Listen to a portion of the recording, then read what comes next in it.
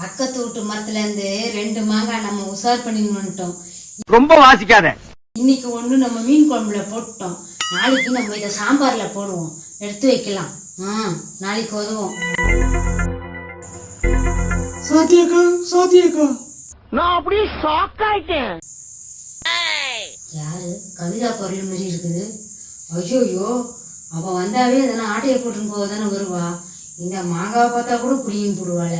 மறைச்சு வைக்கணும் முதல்ல. சாந்தியக்கா என்னக்கா பண்ணி நிக்கிறீங்க? பிச்சைக்கார நாய் கேக்குது பாரு ஒரு கேள்விய. யார் அது? கவிதாவா? வா வா. நானு குரல் கேட்ட உடனே யாரோன்னு நினைச்சேன்.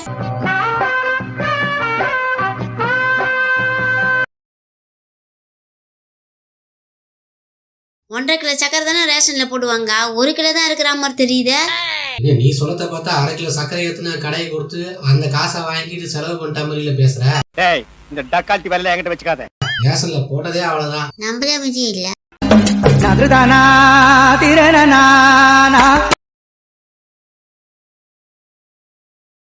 2 பேண்ட் சட்டை துவைச்சு போடுறதுக்கு உனக்கு இவ்வளவு நேரம் ஆகுதா? 2 பேண்ட் சட்டை துவைக்கிறதுக்கு எவ்வளவு நேரம் ஆகல. அதுக்கு முன்னாடி 15 ஜாக்கெட்டும் 24 புடவையும் கொடுத்திய. அதை துவைச்சிட்டு இதை துவைக்கிறதுக்கு தான் எவ்வளவு நேரம் ஆச்சு. மக்கனே கேள்வி கேளு.